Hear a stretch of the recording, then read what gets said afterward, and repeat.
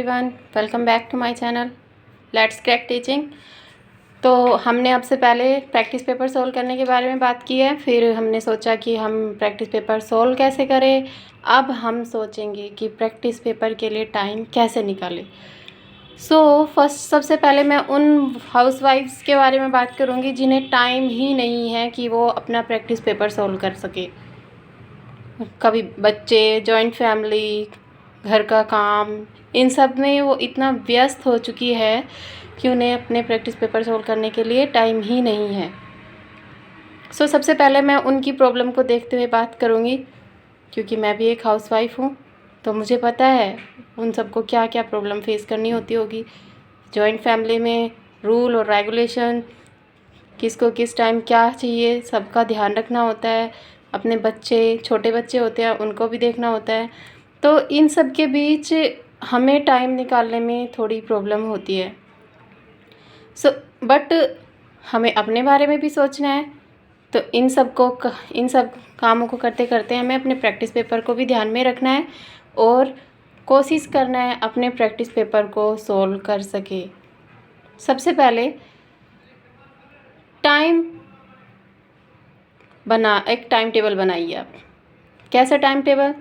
कि जिस टाइम भी आप फ्री हो, जिस भी टाइम आप फ्री हो, आप तुरंत उठाइए अपना प्रैक्टिस पेपर और part according to part wise, यानी कि पहले Hindi, English, CDP, math, EVS, यानी जिस भी आप सब्जेक्ट को आप करना चाहें पहले आप उसे कंप्लीट कीजिए। और टाइम ये नहीं कि कंटिन्यू करें। अगर आपके पास टाइम नहीं है तो आप गैप लेकर भी कर सकते हैं। जैसे आपने फर्स्ट पार्ट कंप्लीट कर लिया, फिर आपको कुछ काम आया तो you can do your work. After then when will be you free, you can start your practice paper. आप दोबारा से अपना प्रैक्टिस पेपर सोल्व कर सकते हैं। फिर आप बस ये ध्यान रखना कि जब भी आप प्रैक्टिस पेपर स्टार्ट करें टाइम नोट करें, और जब भी आप प्रैक्टिस पेपर छोड़ें तो टाइम नोट करें कि कितने टाइम में आपने कितने क्वेश्चन अटैम्प्ट किए हैं।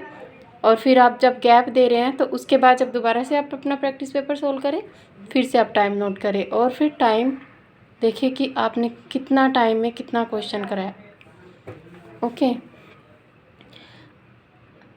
If you want to continue complete your practice paper, अगर आप चाहते हैं कि आप पूरा प्रैक्टिस पेपर एक ही बार में सॉल्व करें, तो आपको इसके लिए तो रात का ही ऑप्शन बचेगा। बस मैं अपनी बात करूँ तो मेरे बच्चे 11:30 बजे तक सोते हैं।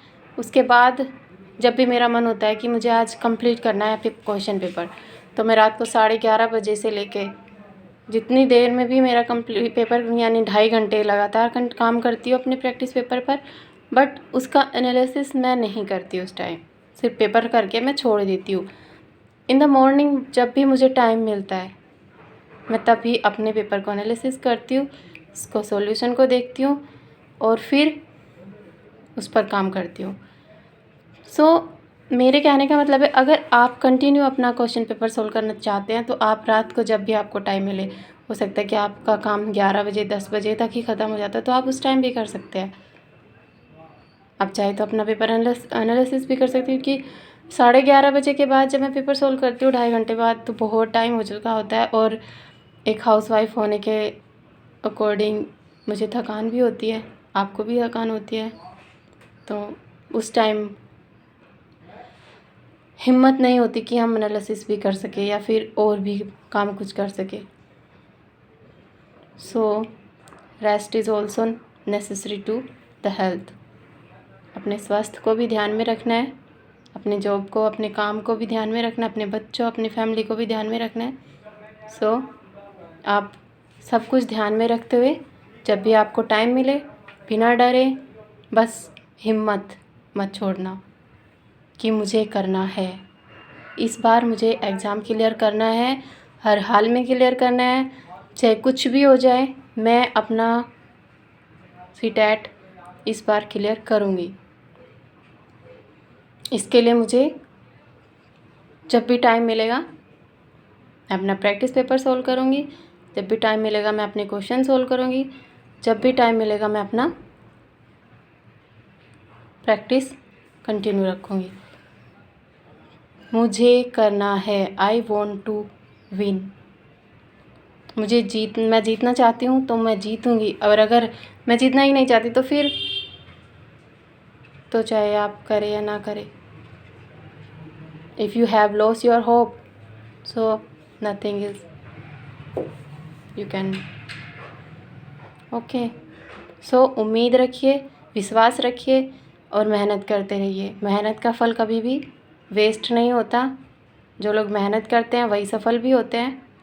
So we continue and do your work. Okay, thank you, bye bye.